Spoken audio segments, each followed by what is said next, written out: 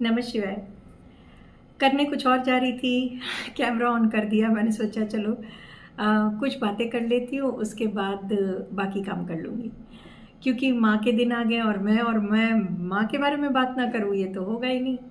तो मैंने सोचा चलो क्या बात करूँ यही कर लेती हूँ कि माँ शैलपुत्री कौन है।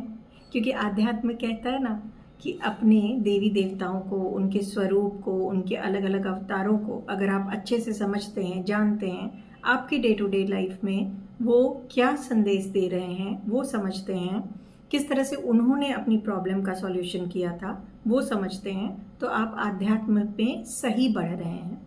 और ये जानना भी चाहिए। तो मैं छोटी छोटी कुछ चीज़ें जो माँ शैलपुत्री के बारे में आपको बताना चाहूँगी, ये आप अपने बच्चों को भी सुना सकते हैं। माँ शैलपुत्री हिमालय की पुत्री थी, राजा हिमालय की पुत्री थी।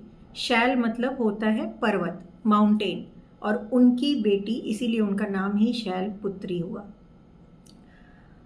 पर माँ थी कौन? माँ ने क्यों जन्म लिया? क्यों उन्होंने राजा हिमालय के घर में जन्म लिया? ऐसी क्या बात हो गई? माँ पिछले जन्म में माता सती थी, तो माता सती का पुनर्जन्म ही माँ शैलपुत्री के रूप में हुआ। आप सब जानते होंगे कि राजा दक्ष ने जब भगवान शिव को, माँ सती कौन थी? भगवान शिव की पत्नी थी। तो जब राजा दक्ष ने उनकी इंसल्ट करी तो माँ ने अपना शरीर त्याग दिया था। अब माँ ने शरीर त्याग दिया, उसके बाद जब उन्होंने पुनर्जन्म लिया, वो शैलपुत्री माँ के रूप में लिया था। राजा हिमालय जो थे, जिनकी वो पुत्री थी, वो बहुत ही अच्छे राजा थे, मतलब बहुत ही धार्मिक भी थे और शिव भक्त थे। तो वो और उनकी पत्नी बहुत ज़्यादा शिव भक्ति करते थे, वो ध्यान बहुत करते थे। तो जब एक बार वो ध्यान में बैठे थे, उनको नारद मुनि ने कहा कि आपके घर खुद आदि शक्ति आने वाली हैं। तो उन्होंने ऐसी बात पे भाई कौन कैसे जल्दी से कितना विश्वास करेगा। उन्होंने अपनी जब पत्नी से कहा तो उन्होंने कहा कि चलो हम दोनों मिलके तपस्या करते हैं और हमें संतान वैसे भी चाहिए। तो दोनों पति पत्नी ने मिलके बहुत सारी तपस्या की, जिससे खुश होकर खुद माँ आदि शक्ति ने उन्हें वरदान दिया कि मैं तुम्हारी पुत्री के रूप में जन्म लेकर आऊँगी। और ये इसीलिए आपको बताया। और फिर माँ कुछ दिनों बाद उनको एक बेटी हुई तो शुरू से ही, बहुत छोटे से ही उनके सारे जो डिवाइन क्वालिटीज़ थी वो दिखने शुरू हो चुकी थी।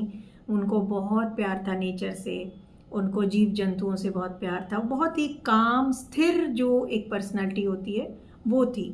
धीरे धीरे जब वो बढ़ने लगी तो एक तो फेस पे अलग सी आभा जो दिखती है वो माँ थी, तो ऑब्वियस है वो दिखने लगी। उसके बाद वो गुफाओं में चली जाती थी हिमालय के, और बहुत बहुत देर तक बैठकर ध्यान करती थी। माँ गुफाओं में धीरे धीरे और थोड़ी बड़ी हुई तो उन्होंने सिर्फ फल फूल खाना शुरू किया। फिर और थोड़ी बड़ी हुई तो सिर्फ पत्ते खा के वो सिर्फ तपस्या करती रहती थी। माँ क्योंकि सिर्फ पत्तों पे रहने लगी थी, इसलिए उनका नाम अर्पणा भी है। आपको जिन जिन का नाम अर्पणा है वो खुश हो जाएगी। कुछ जब माँ एक एज में आई तो उनको फिर इस चीज़ का ध्यान आया कि उनका जन्म एक पर्पस के लिए हुआ है। पर्पस क्या है? कि उन्हें शिव जी को फिर से पाना था। तो उन्होंने शिव जी को पाने के लिए, उनसे शादी करने के लिए फिर तपस्या, बहुत ही कठोर तपस्या शुरू कर दी, जहाँ वो कुछ खाती पीती नहीं थी, बहुत तो पत्ते खाया और गुफाओं में ही तपस्या करती रहती थी। इंद्रदेव परेशान हो गए। इंद्रदेव कामदेव ने मिलके बहुत सारी कोशिशें की कि उनकी तपस्या रुक जाए, नहीं हो पाए, क्योंकि फिर शिव जी को उनसे शादी करनी पड़ती। पर माँ तो जानती हैं कि माँ क्या है। फिर शिव जी एक दिन ब्राह्मण का रूप लेके आए। उन्होंने माँ से कहा कि आप कौन हैं और क्यों तपस्या कर रहे हैं? तो माँ ने उनको पहचान लिया। माँ ने कहा कि मैं आपके पिछले जन्म में मैं आपकी पत्नी थी और आपको इस जन्म में पाने के लिए तपस्या कर रही हूँ। तो शिव जी भी विवश हो गए। फिर वो खुश हो गए और फिर माँ के साथ उनकी विधिवत शादी हुई। इतना ज़्यादा डिटर्मिनेशन, इतनी ज़्यादा कहते ना कि जो सोच लिया वो कर लेना है, और वो भी उदंडता से नहीं करना है, बहुत ही स्थिरता और नम्रता से करना है। और आध्यात्म को के द्वारा, आध्यात्म से, स्पिरिचुअलिटी से जो चाहिए वो कैसे पाया जाता है, इसका बेस्ट एग्जाम्पल माँ ने अपने इस स्वरूप से दिया। क्योंकि उनको जो चाहिए था उसके लिए उन्होंने ना अपने पिता, क्योंकि राजा थे वो, ना उनके पावर को यूज़ किया, ना कुछ अपने आध्यात्मिक पावर्स को यूज़ किया और हम सबको ये संदेश दिया। इसी तरह हमें लगता है कि हमें भी कुछ चाहिए तो हमें किसी पे भरोसा नहीं करके खुद के आध्यात्मिक जो एक पावर है ना उस पे भरोसा करना चाहिए। मैंने तो माँ से ये सीखा है। फिर जो चाहिए सोच लिया तो सोच लिया, उसके लिए मेहनत किया और वहाँ तक अचीव करके ले लिया। वो डिटर्मिनेशन, वो जो लगन है, जो पहाड़ की जो डिटर्मिनेशन होती है, वो इसीलिए तो माँ को शैलपुत्री कह रहे हैं ना, वो माँ हमें सिखाती हैं। फिर मैंने जो सीखा, माँ चाहती तो अपने पावर्स को यूज़ करती, पेरेंट्स के पावर को यूज़ करती, कुछ भी कर सकती थी, बट इतनी नम्रता और इतनी शांति से, इतनी डिसेंसी से, कामनेस से माँ ने शिव बाबा को फिर से पाया। कितना कुछ सिखा गए। इतनी छोटी सी बात, इतनी 5 मिनट की स्टोरी अगर सोचिए तो हमें बहुत कुछ सिखा जाती है। तो नवरात्रि को ऐसे नहीं जाने दीजिएगा। माँ के हर स्वरूप से, कहते हैं ना कि माँ के जो 9 रूप हैं वो एक स्पेशली एक फीमेल के, हालांकि मैं मानती हूँ मेल फीमेल दोनों के, उसके 9 लाइफ के 9 स्टेजेस हैं। जैसे जब बच्चा छोटा होता है तो वो शुरू में अपने फादर के नाम से जाना जाता है, उसकी अपनी खुद की पहचान नहीं होती है। तो यहाँ पे इसीलिए तो माँ का ये रूप जो पहला स्वरूप है वो यही बता रहा है कि उनको आप शैल पुत्री, मतलब पुत्री के रूप में देख रहे हैं। हर लेडी की यही पहचान होती है शुरू में, फिर वो अपनी पहचान धीरे धीरे बनाती है। माँ को अगर आप देखेंगे तो माँ बैल की सवारी करती हैं। माँ बैल की सवारी क्यों करती हैं? ये बैल कौन है? ये नंदी है। क्यों नंदी की सवारी माँ करती हैं? इसके पीछे भी एक स्टोरी है। नंदी कौन थे? अगर आप लोगों को पता हो कि नंदी कौन थे। नंदी शिलाद ऋषि के बेटे थे। ऋषि शिलाद ने बहुत सारी तपस्या की थी, शिव जी खुश हुए तो उनसे उन्होंने वरदान मांगा कि मुझे आप ऐसा पुत्र दीजिए जो अमर रहे और बहुत ही शक्तिशाली हो। तो उन्होंने, शिव जी ने अपने ही अंश से नंदी जी को बनाया और उनको पुत्र के रूप में दे दिया। अब जब जैसे जैसे वो बड़े हुए तो उनको समझ में आया, क्योंकि अब हर किसी को एक लेवल के बाद समझ में आता है ना कि उसका लाइफ पर्पस क्या है। तो उनको समझ में आया कि मेरा लाइफ पर्पस, मेरे इस जन्म का मेन मकसद ही है शिव जी की भक्ति करना और शिव जी की सहायता करना। तो वो फिर चले गए, वो कैलाश चले गए। उन्होंने बहुत सारी तपस्या की शिव जी को खुश करने के लिए। शिव जी खुश हो गए, उन्होंने पूछा कि तुम्हें क्या चाहिए, तो इन्होंने यही मांगा कि मैं ज़िंदगी भर आपकी सेवा करना चाहता हूँ। तो शिव जी ने उनको अपनी सेवा में रख लिया।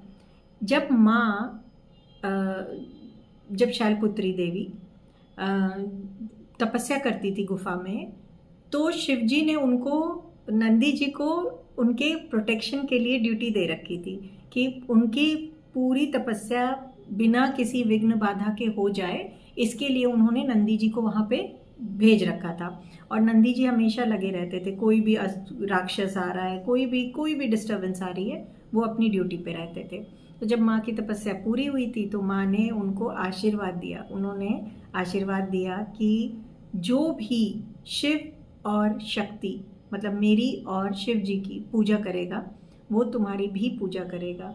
हमेशा शिव शक्ति के साथ तुम्हारा नाम लिया ही जाएगा, तुम्हारी पूजा होगी। इसलिए माँ नंदी जी की सवारी करती हैं। इसीलिए नंदी जी हमेशा माँ के और शिव बाबा के पास ही आपको दिखेंगे जब भी दिखेंगे। माँ को अगर आप ध्यान से देखेंगी तो माँ ने त्रिशूल ले रखा है, क्योंकि त्रिशूल से उन्होंने एक राक्षस था वृषभासुर, उसका खत्म किया था। अच्छी बात मुझे ये लगी, जो मैं अपने लिए उतारती हूँ, कि माँ ने वृषभासुर को क्यों मारा। क्योंकि वो बहुत ही ज़्यादा घमंडी था। मतलब उसका घमंड, उसका ईगो जिसको आप बोल लीजिए, वो इतना बढ़ गया था कि उसको लगता था कि उससे ताकतवर कोई है ही नहीं। और इसी घमंड को ख़त्म करने के लिए माँ ने उसको मारा था। तो बच के रहिएगा, ईगो नहीं रहना चाहिए। मतलब ये एक मैसेज भी है जो माँ का ये स्वरूप हमें देता है कि ईगो करके कुछ नहीं मिलता है, मतलब इसको छोड़ना ही आध्यात्म की तरफ बढ़ना है, और इसको नहीं छोड़ोगे तो तुम्हारा भी इसी तरह अंत हो जाएगा। और राक्षस गण के ये गुण हैं, हमारे इंसानों के गुण नहीं है, देवताओं के ये गुण नहीं है ईगोइस्टिक होना। तो ये भी है। अभी नंदी जी की जो सारी चीज़ मैंने देखा तो मैं यही सोच रही थी कि अगर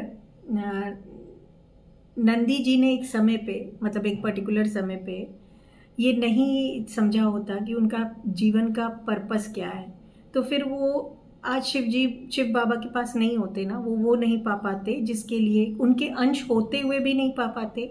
ऐसे ही हम बहुत इंसानों की ज़िंदगी ऐसे ही निकल जाती है जब हम ये समझ ही नहीं पाते हैं कि हमारा सोल पर्पस क्या है।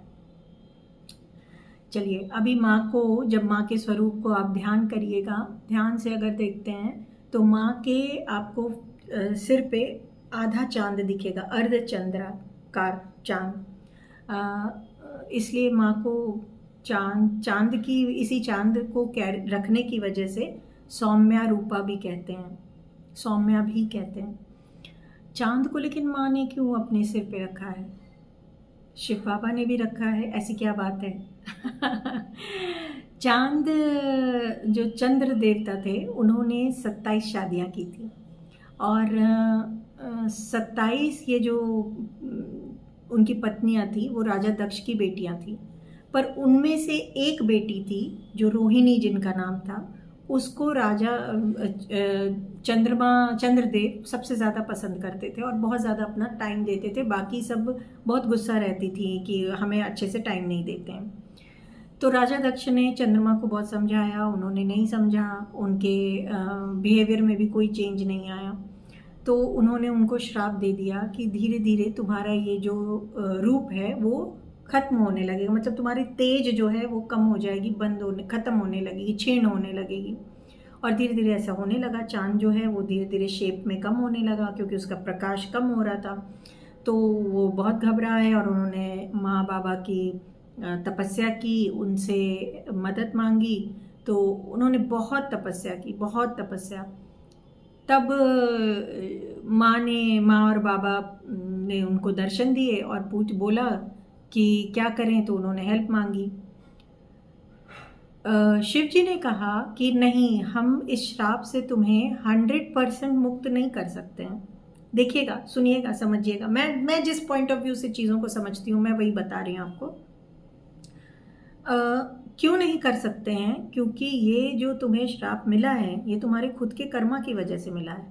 तुमने 27 शादियाँ की, उसमें से 26 लोगों को दुखी रखा है, तो तुम और समझाने पे भी नहीं समझे हो, तो ये तुम्हारे कर्मा से आया हुआ ये दुख है जो तुम्हें श्राप मिला है। तो हम इसे पूरी तरह नहीं ख़त्म कर सकते। कितना बड़ा लेसन है कि अगर आपने कर्मा की गलती की है, शिव बाबा भी उसे कम कर सकते हैं, ख़त्म नहीं कर सकते। उन्होंने सीधा ये सिद्धांत ही, मतलब मुझे लगता है कि शायद उन्होंने ये रूल ही सबको एक यूनिवर्सल रूल दे दिया होगा, रूल ऑफ कर्मा, शायद ऐसा लगता है मुझे।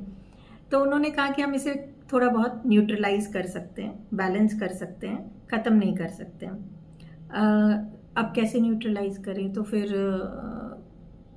माँ ने उनको अपने सिर पे धारण किया जिससे कि उनकी एक अमर हो जाए वो, और बाबा ने उन्हें अपने सिर पे धारण किया। फिर उन्होंने कहा भी कि मुझे अमर होना है। तो शिव बाबा ने कहा कि जहाँ तुमने जिस जगह पे सबसे ज़्यादा तपस्या करी है, इसी जगह पे मेरा पहला ज्योतिर्लिंग स्थापित होगा। और उन्होंने वहाँ पे पहला ज्योतिर्लिंग हुआ शिव बाबा का सोमनाथ, क्योंकि सोम मतलब चांद। तो सोमनाथ, जहाँ आप सब जानते होंगे सोमनाथ को, बहुत ही जगता ज्योतिर्लिंग है। तो वहीं पे चंद्रमा ने तपस्या की थी। फिर माँ ने कहा कि देखो, अभी ये कर सकते हैं, तुम्हें हम इतना आशीर्वाद दे सकते हैं। माँ ने ही ये आशीर्वाद दिया कि तुम्हारा ठीक है, जैसे जैसे तेज कम तो होगा, तुम क्षीण तो होगे, लेकिन जैसे ही होगे तुरंत तुम धीरे धीरे फिर बनना भी शुरू हो जाओगे। और ये चलता रहेगा जब तक पूरा ब्रह्मांड चलेगा, तब तक ये प्रोसेस चलता रहेगा। इसीलिए तो चंद्रमा, आप देखिए, कृष्ण पक्ष में एकदम ख़त्म हो जाता है अमावस में, नहीं दिखता है, और फिर नेक्स्ट डे से धीरे धीरे बनते बनते शुक्ल पक्ष तक बनना शुरू हो जाता है। फिर वो अपने पूरे पूर्णिमा तक पूरा चांद रहता है।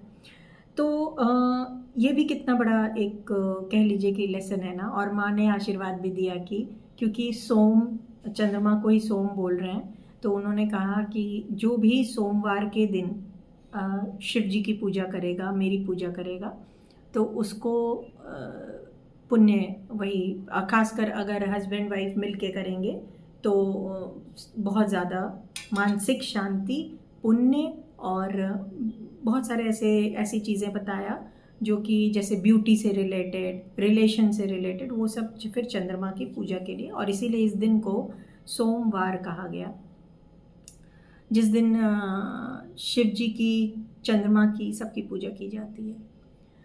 सो यही और भी बहुत सारी बातें हैं, बहुत सारी स्टोरी, पर मुझे माँ के इस स्वरूप में इतना ध्यान था जो मैंने आपको बताया। आप क्या सीखते हैं? आप ज़रूर मुझे बताइएगा कि माँ के इस स्वरूप से आप क्या सीखते हैं, या क्या आपको लगता है कि हाँ, इन चीज़ों से, डिटर्मिनेशन से, सौम्यता से, या आध्यात्म से लाइफ को बहुत स्पीड में आगे बढ़ाया जा सकता है, अपनी जर्नी को बहुत अच्छे से, बहुत स्मूथली आगे बढ़ाया जा सकता है? क्या आप ऐसा सोचते हैं? क्या आपको ये लगता है कि लाइफ पर्पस जानना हर किसी के लिए इम्पॉर्टेंट है? मुझे इन सब बातों में सबसे अच्छा यही लगता है कि आपको जो चाहिए, आप किसी पे भरोसा नहीं कीजिए, अपने लाइफ के पर्पस को भी जानिए, समझिए कि आपको भेजने वाली कोई एक परम शक्ति है। अपने पूजा पाठ, आध्यात्म से आपको अपनी हर मंजिल मिलेगी, ऐसा माँ का ये शैलपुत्री रूप मैसेज देता है ना। और देते आएगा, देता रहा है और देता आएगा। जब तक ये पूरा ब्रह्मांड है, जब तक मैं, आप, हमारे बच्चे, उनके बच्चे, सब माँ का ये स्वरूप कहीं ना कहीं से हम लोगों को डिटर्मिन्ड होने के लिए, अपने फोकस्ड होने के लिए, काम और बहुत ही ग्राउंडेड होने के लिए, और हार्ड वर्किंग होने के लिए ये मैसेज देता है। सो चलिए, हम सब बनते ना शैलपुत्री। हम कोई शैलपुत्री ऐसे ही बस इमेजिन करके थोड़ी बन जाएंगे। जब तक समझेंगे नहीं, जब तक उस गुण को अपने अंदर उतारेंगे नहीं, कैसे बनेंगे? सो देवी की सबसे बड़ी पूजा साधना, देवी के को जानना, उनके गुणों को अपने अंदर उतारना है। और इसमें कोई मेल फीमेल वाला चक्कर नहीं है। कोई, अगर आप इंसान हैं और देवी को पूज रहे हैं, तो देवी के किसी एक गुण पे तो काम करना शुरू कीजिए, अपने अवगुणों को कम करना शुरू कीजिए। अब देखती हूँ, अगर मन किया या कोई टाइम रहा तो और देवी के स्वरूपों की जो स्टोरीज़ मुझे, जितना मैंने पढ़ा, मुझे पता है, ज़रूर लेकर आऊँगी चैनल पे। आज के लिए इतना ही रखती हूँ। नमस्कार।